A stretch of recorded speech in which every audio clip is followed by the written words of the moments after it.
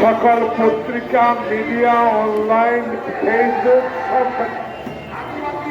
একটি সংবাদের প্রতি আমার নজর এসেছে।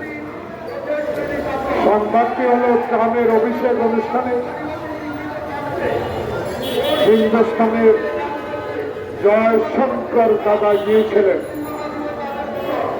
গতকালকে ওই দাদা আমেরিকার ফরেন মিনিস্টারের সাথে আলোচনা করেছেন বিশ্ব রাজনীতি নিয়ে, প্রতিবেশী বাংলাদেশের রাজনীতি নিয়ে। সেখানে একটি কথায় উল্লেখ আছে, এক সাংবাদিক প্রশ্ন করলেন বাংলাদেশ নিয়ে কোনো আলোচনা হয়েছে কিনা। প্রিয় বন্ধুরা, যে ভারত বাংলাদেশের গণতন্ত্রকে গলাটিপে হত্যা করে ষড়যন্ত্র শেখ হাসিনাকে সার্বক্ষণিক সহযোগিতা করেছিলেন, সেই জয়শঙ্কর বলেছে বাংলাদেশ নিয়ে আলোচনা হয়েছে কিন্তু বলা যাবে না।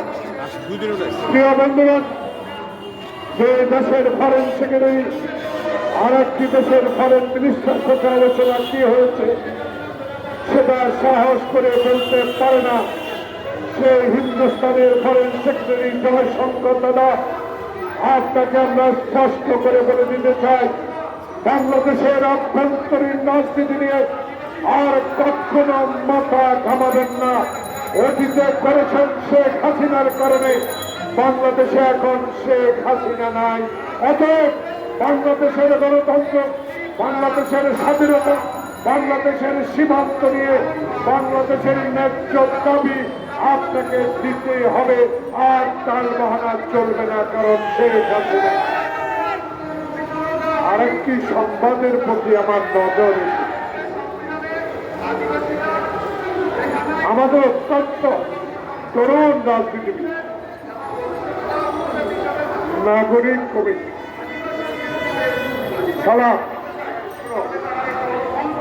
নাগরিক কমিটির পাটোয়ারি সাহেব আমার খুব প্রিয় ভাজন লোক। রাজনীতিতে আমি অত্যন্ত সম্মান করি থাকি। উনি যে কথাটুকু বলেছেন, জিয়াবাদ আর মোদিবাদ চলবে না।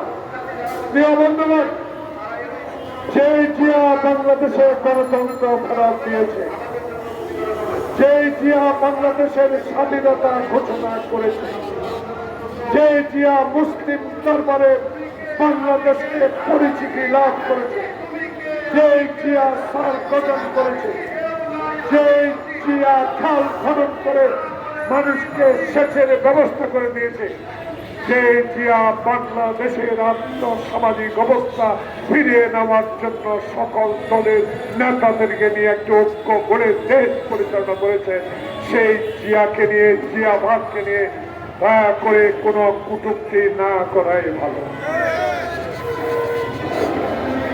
আরেকজন আবুল হাসনাত আমার অত্যন্ত প্রিয় ভাজন ছাত্র নেতা। আমরা আপনাদেরকে স্নেহ করি, সম্মান করি।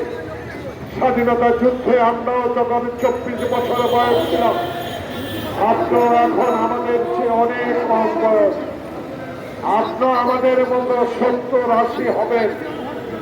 তখন আপনার ব্যাপারে যদি এই কথা বলা হয়, আপনি জীবিত থাকলে তখন আপনারও মনে কষ্ট হবে।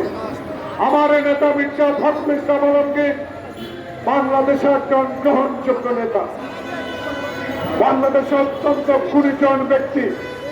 এমন কথা উনি রাজনীতিতে বলেন না কোন দলের কোন মতের আত্মসম্মান হানি হয়। সেই মির্জা ফখরুলকে অসুস্থ অবস্থায় শেখ হাসিনা কয়েকবার কারাগারে পাঠিয়েছে। আপনি বলেছেন বিএনপির নেতারা নাকি আওয়ামী লীগকে পুনর্বাসিত করার চেষ্টা করছে। প্রিয় বন্ধুগণ, আমরা স্পষ্ট করে বলে দিতে চাই, বাংলাদেশের এই আন্দোলন, এই হাসিনার পতন শুধু জুলাই আগস্টের মধ্যেই সীমাবদ্ধ ছিল না।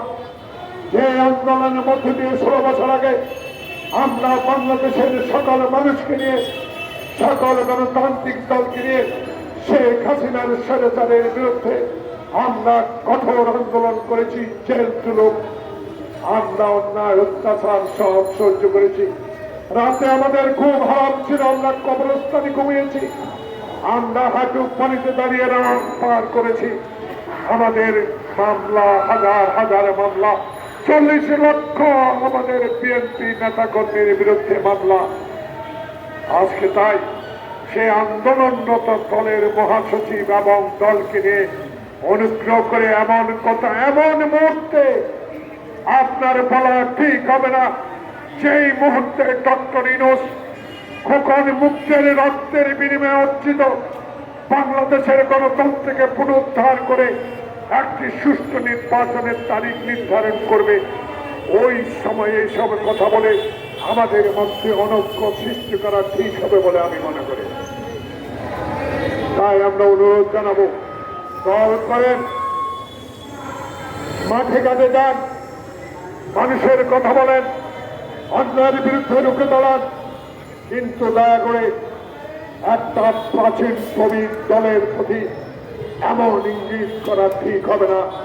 যখনই আমরা ঐক্যবদ্ধভাবে শেখ হাসিনাকে বিদায় করতে পেরেছি, আমরা আশা করি আবারও আমার ঐক্যবদ্ধ থেকে বাংলাদেশে এমন একটি নির্বাচন দিব, এমন একটি নির্বাচনের ব্যবস্থা করবে ডক্টর ইউনূস। সেই নির্বাচনে বাংলাদেশের জনপ্রতিনিধি নির্বাচিত হবে, বাংলাদেশের সংস্কার হবে, বাংলাদেশে আইন প্রণয়ন হবে, বাংলাদেশের সংস্কার হবে, সকল কিছুই হবে। কিন্তু তার আগে আর একটি ষড়যন্ত্র করে রাজনীতির মতো আবার বিলম্বিত করার কোন অবকাশ বাংলাদেশে আর হবে না। আমাদেরকে আন্ডারস্টিমেট করেন না। বিএনপির একটা কর্মীও এত অত্যাচারের পরেও আওয়ামী লীগের যোগ দেয়। আজ বিএনপি খাঁটি গণতান্ত্রিক, বিএনপি খাঁটি সংবিধানের প্রতি অনুগত, বিএনপি স্বাধীনতার ঘোষণা শহীদ জিয়ার আদর্শের দল। আমরা জীবন দেব, তবুও বাংলাদেশের মানুষের অধিকার প্রতিষ্ঠার জন্য সংগ্রাম করে অতীতে যেভাবে করেছি আবারও প্রয়োজনে রাস্তায় নামব একটি নির্বাচনের জন্য, যে নির্বাচন 1991 সালে অনুষ্ঠিত হয়ে বাংলাদেশের আপসী নেত্রী বেগম খালেদা জিয়াকে প্রথম মহিলা প্রধানমন্ত্রী বানিয়েছিলেন। আমরা সেই নির্বাচনের আশা রাখি। তাই দয়া করে ঠিক এই মুহূর্তে, এই সময় আমাদের মধ্যে অনৈক্য তৈরি করা যাবে না। এই অনৈক্য তৈরি মানে আবার শেখ হাসিনার প্রেতাত্মা যারা সচিবালয় সহ চারিদিকে বসে আছে এদেরকে সুযোগ করে দেওয়া। অনুগ্রহ এই সুযোগ আর করে দেবেন না। বাংলাদেশ এমন একটি দেশ করব যে দেশে আর ডিমের, চালের আর পেঁয়াজের সিন্ডিকেট হবে না। এমন এক বাংলাদেশ করব যে বাংলাদেশে বিচারের নামে প্রহসন হবে না। এমন এক বাংলাদেশ করব বিচার মানে তাল গাছ আমার একা জানোয়ার না হয়। এমন বাংলাদেশ করব বাংলাদেশে আর আয়নাঘর হবে না। এমন দেশ করব যে দেশে মানুষ দরজা থেকে ঘুমাতে পারে, যে দেশে আইনের শাসন চলবে, যে দেশে দুর্নীতির বিরুদ্ধে সোচ্চার হবে মানুষ। এমন একটি দেশ গড়ার সংকল্প নিয়ে আমার নেতা তারেক রহমান বাংলাদেশের 16টি বছর সকল অন্যায় অত্যাচার সহ্য করেও বাংলাদেশের জাতীয়তাবাদী শক্তিকে ঐক্য রেখে বাংলাদেশে ছাত্র বৈষম্য জনতার আন্দোলনকে সফল করেছে। সেই সফলতা যাতে নষ্ট না হয় এই অনুরোধ রেখে সবাইকে ধন্যবাদ জানিয়ে আমি আমার বক্তব্য শেষ করছি। আল্লাহ হাফেজ।